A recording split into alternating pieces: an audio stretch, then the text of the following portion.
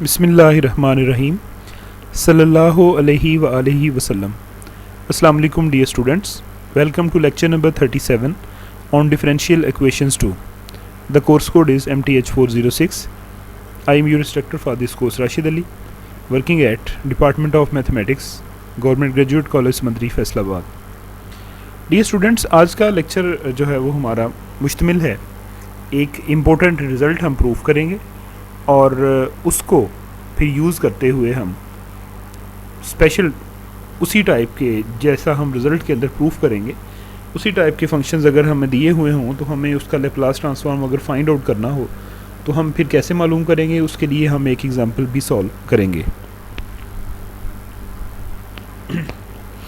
11.13 theorem है ये आपकी बुक के ऊपर।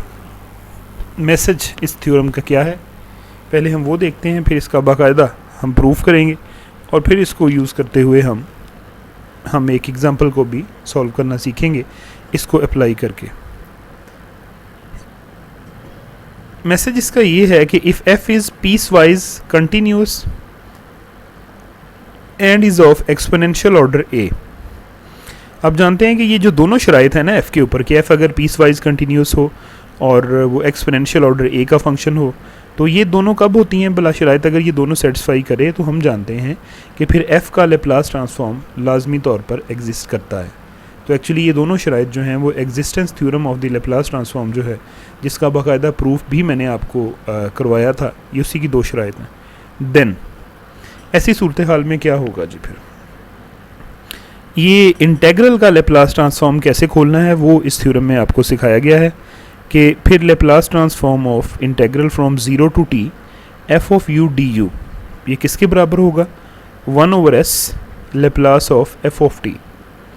ये आपके पास बेसिकली लेप्लास ट्रांसफॉर्म है किसका, इंटेग्रल का। तो इंटेग्रल्स का लेप्लास ट्रांसफॉर्म कैसे मालूम करना है वो इस 11.13 थ्योरम में आपको जो है वो उसका फार्मूला दे दिया गया है कि आप सिंपली लेप्लास जब इस इंटेग्रल के ऊपर अप्लाई करेंगे तो ये क्या हो जाएगा, 1/s Laplace of f of t। इसका आप जो है वो अब प्रूफ पहले हम करेंगे और बाद में हम इसको फिर अप्लाई करते हुए बाकायदा तौर पर एक एग्जांपल के सॉल्यूशन को भी हम जो है वो डिस्कस करेंगे। लेकिन पहले हम बात करते हैं इसके प्रूफ के ऊपर। ये रिज़ल्ट भी बाकी गुज़िश्ता जो रिज़ल्ट्स हैं उनकी तरह ये भी आपको ज़ुबानी याद होना चाहिए, फिर ही ऑफ कोर्स आप इसको यूज़ करते हुए जो है वो डिफरेंट क्वेश्चंस का सॉल्यूशन जो है वो कर सकते हैं। सो हम डिस्कस करते हैं इसके सॉल्यूशन को।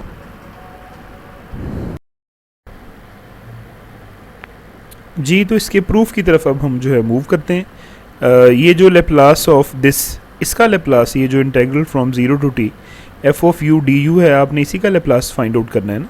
तो आप इसको अंदर वाले को जो है वो एक न्यू फंक्शन के तौर पे सपोर्ट जो है सपोज कर लें कि let g of t, of course ये इंटेग्रल की लिमिट 0 से t है ना, तो इसको जब फाइनल खोलेंगे तो डेफिनेट इंटेग्रल को तो इसका जो आंसर आएगा वो t का फंक्शन ही आएगा ना, चूँकि लिमिट में t है तो लिहाजा हम इसको g ऑफ t जो है वो सपोज कर लेंगे और ये हो जाएगा integral from 0 to t f of u du।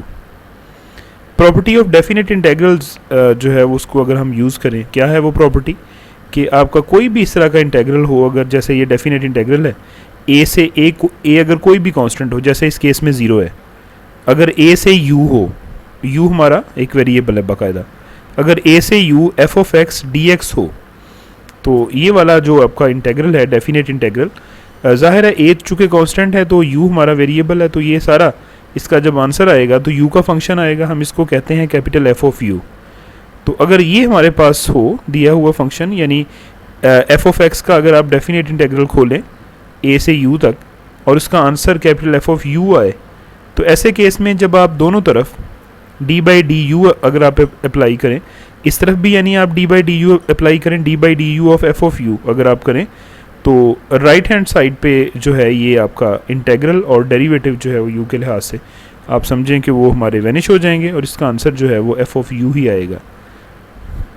तो ये प्रॉपर्टी है, अगर ये होल्ड करती है तो फिर दोनों तरफ डेरिवेटिव लेने से d/du of f of u जो है ये हमारे पास f ऑफ u के बराबर जो है वो आ जाएगा। और ये चूँकि इसका आंसर चूँकि u का फंक्शन आना है तो ये लिहाजा हमारे पास f ऑफ u के बराबर जो है वो आ जाएगा। ये प्रॉपर्टी अब हम जो डेफिनेट इंटेग्रल्स की है इसको हम यूज़ करने जा रहे हैं। अब हमारे मुतलका केस में क्या है जी, D by D U of F of U की हमने बात की थी ना। हमारे मतलूबा केस में अगर d by d t of ji of T है तो ये बराबर आ जाएगा किसके, एफ ऑफ टी के। ये है ना जी ऑफ टी, आपके पास जी ऑफ टी है, इसके बराबर जी ऑफ टी बराबर है integral from zero to t f of U D u. तो राइट हैंड साइड टी का ही फंक्शन है, ये वाला जो है ये टी का ही फंक्शन है। अगर इस प्रॉपर्टी को यूज़ करते हुए मैं दोनों तरफ डी बाई डी टी अगर जो है वो ले लूँ, यानी d by d t of ji of t अगर मैं लूँ, तो इस तरफ इंटेग्रल ख़त्म हो जाएगा और ये एफ ऑफ टी के बराबर आ जाएगा इस प्रॉपर्टी को यूज़ करते हुए। अब ये जो d by d t of ji of T है, तो आप डेरिवेटिव को जो है वो जी प्राइम ऑफ टी या जी डैश ऑफ टी से भी आप इसको डिनोट कर सकते हैं।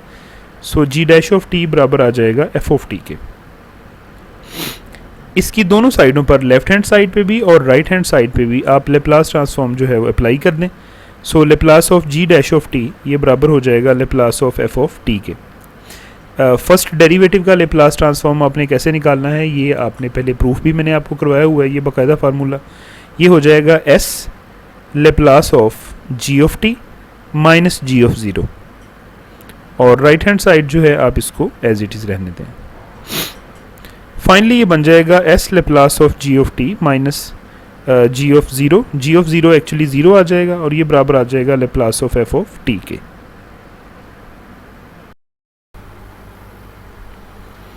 अब ये जी ऑफ ज़ीरो का आंसर जो है वो ज़ीरो बेसिकली हमारे पास आता है। कैसे देखें कि जी ऑफ टी क्या है। जी ऑफ टी है integral from zero to t f of U D u. तो जी ऑफ ज़ीरो का मतलब क्या है कि टी की जगह पे ज़ीरो, तो ये लिमिट ऑफ इंटीग्रेशन हो जाएगी ज़ीरो से zero F of U D u. और याद रखें कि डेफिनेट इंटेग्रल में जब लोअर लिमिट और अपर लिमिट जब सेम हो जाए तो उसका आंसर उस इंटेग्रल का जो है वो ज़ीरो होता है। तो बेसिकली राइट हैंड साइड का आंसर ज़ीरो हो जाएगा अगर ज़ीरो से ज़ीरो हो जाए, तो जी ऑफ ज़ीरो का आंसर फिर ज़ीरो बनता है। ये इसके अंदर मैंने रिजल्ट जो है वो यूज़ किया है। सो इस जी ऑफ ज़ीरो की जगह पे ज़ीरो आ गया और Laplace of F of T. ये एस से आप अगर दोनों साइडों पर अगर आप डिवाइड करवा दें तो Laplace of ji of t जो है ये बराबर हो जाएगा 1/s Laplace of F of T. तो अब आप जी ऑफ टी आपने किसको लिया था जी, जी ऑफ टी आपने लिया था integral from zero to t f of U D u को। तो आपने फाइनली ये रिजल्ट प्रूफ करवा दिया कि Laplace of zero to t integral f of U D you ये बराबर है 1/s Laplace of F of T के। तो ये रिजल्ट आपको जो है वो ज़बानी याद होना चाहिए। फर्दर इसको यूज़ करके अब हम एक एग्जांपल का सोल्यूशन डिस्कस करने चाह रहे हैं। यानी हमें इस तरीके से इंटेग्रल की फॉर्म में एक फंक्शन दिया हुआ होगा और उसका लेप्लास ट्रांसफॉर्म हम फाइंड आउट करेंगे। उसके लिए हमें क्या करना पड़ेगा, हमें बेसिकली ये वाला जो फंक्शन होगा इसका लेप्लास ट्रांसफॉर्म निकालना पड़ेगा। एफ ऑफ टी का लेप्लास ट्रांसफॉर्म आप फाइंड आउट करेंगे और 1/s साथ में लगा देंगे तो ये आपका इस इंटेग्रल का लेप्लास ट्रांसफॉर्म हो जाएगा। सो एग्जांपल नंबर 13 के सॉल्यूशन को हम डिस्कस करेंगे। एवेलुएट हमने करना है Laplace transform of integral from zero to t 1 minus cos hyperbolic a u divided by u D you. ये हमारे पास जो है वो दिया हुआ फंक्शन है, तो इसका लेप्लास ट्रांसफॉर्म आपने निकालना है। ये असल में एप्लीकेशन है जो ऊपर हमने रिजल्ट अभी प्रूफ किया है। हमारे अपने ऊपर प्रूफ किए हुए रिजल्ट के मुताबिक Laplace transform of integral from zero to t f of U D u जो होता है ये बराबर होता है 1/s Laplace of F of t. अगर आप यहाँ पे जो है वो यूज़ कर लें and if we use the notation g in place of f, function ही लेना है ना कोई सा भी। अगर आप इसी फार्मूले में जनरल फंक्शन f को जो है वो g से डिनोट कर लें तो f की बजाय g से अगर आप डिनोट कर लें तो यही फार्मूला क्या बन जाएगा, Laplace of integral from zero to t g of u d u, और ये बराबर हो जाएगा 1/s Laplace of g of t। इसको हम इक्वेशन नंबर 1 जो है वो कह देते हैं। अब ये चीज़ें आप जो है वो फाइंड आउट करेंगे और फिर इनके मुताबिक आप ऑनवर्ड जो है वो चलेंगे। फ़र्ज़ करें ये आपकी ऊपर वाली जो है 1 minus cos hyperbolic a you, इसी को मद्देनज़र रखते हुए मैं एक्चुअली ये थ्योरम का यूज़ भी करना चाह रहा हूँ जो भी प्रूफ किया है, और इससे पिछले जो है वो लेक्चर के अंदर हमने Laplace of F of T divided by T का जो फार्मूला किया था, मैं उसको भी यहाँ पे यूज़ करना चाह रहा हूँ। दोनों को यूज़ एक्चुअली करना पड़ेगा। उसके लिए ये जो ऊपर वाला हमारा न्यूमरेटर है ना, इसको ज़रा आप कंसिडर करें और इसको आप अगर टी का फंक्शन बनाएं, यू की जगह पे टी लिखें, तो 1 minus cos hyperbolic A T को आप एफ ऑफ टी जो है वो सपोज करें। अगर आप इसका ज़रा लेप्लास लें तो Laplace of F of t जो है ये किसके बराबर हो जाएगा, लीनियरिटी प्रॉपर्टी को यूज़ करते हुए Laplace of 1 minus Laplace of cause hyperbolic A T. Laplace of 1 का आंसर है 1 over S minus cos hyperbolic A T का क्या है, ये हमने बाकायदा प्रूफ भी किया था, ये है S over S square minus A square. तो ये जो Laplace of F of T है हम इसको कह देते हैं एफ ऑफ एस। तो हम जानते हैं, ये हमने जो पिछले लेक्चर में जो थ्योरम प्रूफ किया था 11.12, उसका क्या रिजल्ट था कि Laplace of F of T over T ये बराबर होता है integral from S to infinity F of U D you, ये इसके बराबर होता है। तो अब आप इस को परफॉर्म करना चाह रहे हैं। बेसिकली एफ ऑफ टी हमने ऊपर क्या लिया है, 1 minus cos hyperbolic A T. तो अब दिए गए क्वेश्चन में हमारे पास जो सूरत हाल है 1 minus cos hyperbolic A you over you है, तो मैं चूँकि टी के लिहाज से बात कर रहा हूँ तो नीचे अगर मैं टी लगा दूँ तो 1 minus cos hyperbolic A T over T जो है ये एक नया फंक्शन बन गया। इसी को मैं जी टी जो है वो कहता हूँ। ये वही जी ऑफ टी है जो मैंने जिसको इक्वेशन नंबर 1 ऊपर कहा है, उसमें मैंने जी ऑफ टी को ही यूज़ किया है आज वाले जो प्रूव्ड जो थ्योरम है उसमें, ये वाला। अगर मैं इसका 1 minus cos hyperbolic A T over T अगर इसका मैं लेप्लास लूँ तो इस थ्योरम के अकॉर्डिंग यानी F of T over T Laplace of 1 minus cos hyperbolic A T over T, इसमें मैं वैल्यूज़ पुट कर रहा हूँ और ये हो जाएगा integral from S to infinity. और एफ ऑफ यू कैसे निकला, ये देखें आप, एफ ऑफ एस क्या है 1 over S minus S over S square minus A square. तो लेफ्ट और राइट दोनों साइडों पर अगर आप यू से रिप्लेस कर दें एस को तो ये आपके पास आ जाएगा 1 over you minus you over you square minus A square D you. अब आप इसकी इंटीग्रेशन करना चाह रहे हैं किसके लिहाज से, यू के लिहाज से, और लिमिट्स ऑफ इंटीग्रेशन हमारी हैं एस से इन्फिनिटी। तो ये इसका तो इंटेग्रल जो है वो बहुत सिंपल है। इसका हम ये करेंगे कि यू के लिहाज से, नीचे है यू स्केयर वाली टर्म, ऊपर इसका डेरिवेटिव बनता है 2u, उसके लिए मैं 1/2 से मल्टीप्लाई करूँगा और ऊपर 2 से मल्टीप्लाई करूँगा, तो ये बन जाएगा 1 over you minus 1/2 2u over you square minus A square D you. यानी अब नीचे वाली टर्म जो you square minus A square है इसका डेरिवेटिव ऊपर मौजूद है। तो आप जानते हैं इसका फार्मूला तो इंटर में भी आपने पढ़ा है कि अगर नीचे फंक्शन हो ऊपर उसका डेरिवेटिव हो तो सिंपली ये उसी का जो है वो नेचुरल लॉग आप ले लेते हैं जो नीचे फंक्शन होता है। इसका भी ऐसे ही है, u का डेरिवेटिव 1 ऊपर मौजूद है तो इसका इंटेग्रल हो जाएगा ln ऑफ u माइनस ये 1/2 जो है वो आपका एज इट इज़ आ जाएगा, और ज़ाहिर है नीचे वाले का चूँकि डेरिवेटिव ऊपर मौजूद है तो ये आ जाएगा natural log of U square minus A square. Limit of integration is from S to infinity.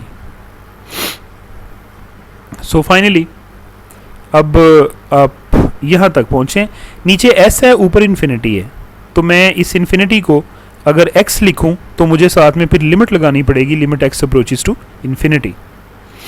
So Laplace of 1 minus cos hyperbolic A T over T ये बराबर है limit x approaches to infinity. इसको ln of u को मैं देखें यहाँ पे भी u स्केयर वाली टर्म है ना, तो ln ऑफ u है, मैं u स्केयर अगर बनाना चाह रहा हूँ उसके लिए मैं 1/2 से मल्टीप्लाई करूँगा और साथ में 2 से भी मल्टीप्लाई करूँगा।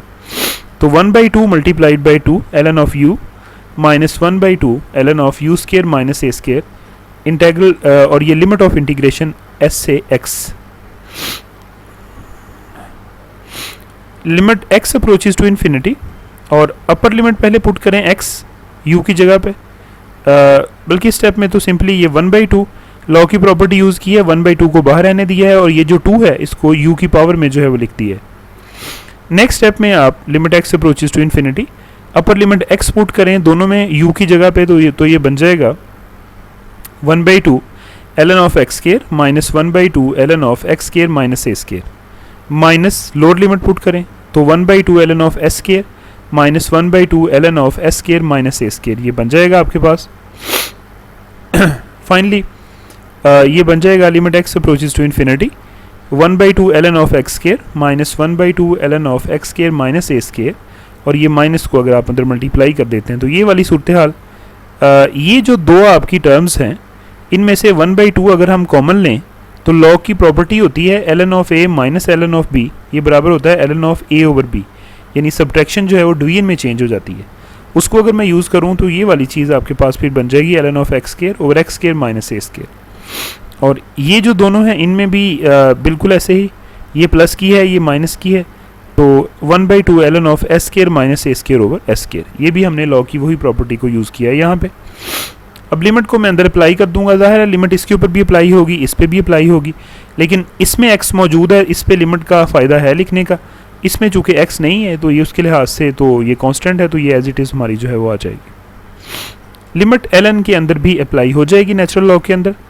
और कैसे हम इसको सॉल्व करेंगे जी, ये वाला जो है हम एक्स स्केयर से ऊपर भी डिवाइड कर देंगे, ऊपर वाली टर्म को भी, और नीचे वाली टर्म को भी डिवाइड कर देंगे एक्स स्केयर से। जो मैक्सिमम पावर है डिनोमिनेटर में एक्स स्केयर, उससे हम ऊपर और नीचे डिवाइड करेंगे, तो ये हो जाएगा 1/2 ln of limit X approaches to infinity. ये एक्स स्केयर को जब एक्स स्केयर से हम डिवाइड करेंगे तो 1 आ जाएगा नीचे, इस एक्स स्केयर को जब एक्स स्केयर से डिवाइड करेंगे तो 1 माइनस, और ये ए स्केयर के नीचे आ जाएगा एक्स स्केयर, ये टर्म एज इट इज़।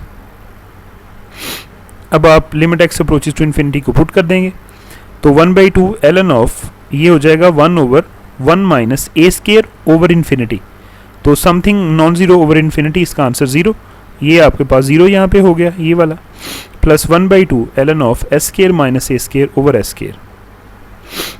तो क्या आपने प्रूफ किया है जी, आपने ये प्रूफ किया है कि Laplace of 1 minus cos hyperbolic A T over T जो है इसका आंसर है 1/2 ln of S square minus A square over S square, ये आपने प्रूफ किया है बाकायदा। और ये जो 1 माइनस कॉज हाइपरबोलिक ए टी ओवर टी है, आपने इसको क्या सपोज किया हुआ है इस फंक्शन को, जी ऑफ टी, तो जी ऑफ टी का लेप्लास किसके बराबर है 1/2 ln of S square minus A square over S square. अब ये जो वैल्यू है ना Laplace of ji of T की, और जी ऑफ टी की जो वैल्यू है आप इसको उठाएंगे पुटिंग द वैल्यूज़ इन 1, आप इसको 1 की जगह पे जो है वो पुट कर देंगे। अब जी ऑफ टी क्या किसके बराबर, ये Laplace of ji of T का आंसर आपके पास आया है। और अगर आप ज़रा ऊपर जाएं तो मैं आपको दिखाता हूँ जी ऑफ टी हमने किसको जो है वो लिया था। एक तो ये है कि Laplace of ji of T यहाँ पे होता है, और यहाँ पे जी ऑफ यू होता है। जी ऑफ टी क्या है 1 माइनस कॉज हाइपरबोलिक ए टी ओवर टी, तो अगर मैं जी ऑफ यू निकालूँ लेफ्ट हैंड साइड पर पुट करने के लिए ऊपर वाले फार्मूले में, तो जी ऑफ यू हो जाएगा 1 minus cos hyperbolic a you over you. अगर मैं इसके लिहाज से जो है वो निकालूँ ये वाले यहाँ पे पुट करने के लिए, तो ये u वाली टर्म ये बनेगी, और लेफ्ट राइट हैंड साइड पे Laplace of g of t।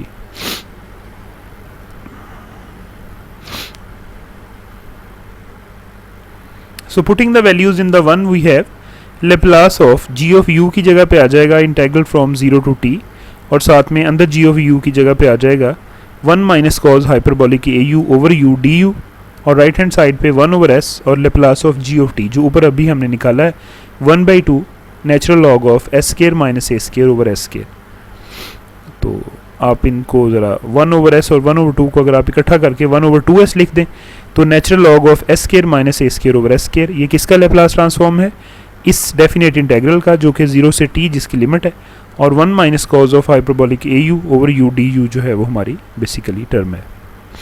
तो इसका लेप्लास ट्रांसफॉर्म आपने जो आज हमने रिजल्ट प्रूफ किया है उसको यूज़ करते हुए फाइंड आउट करना सीखा है।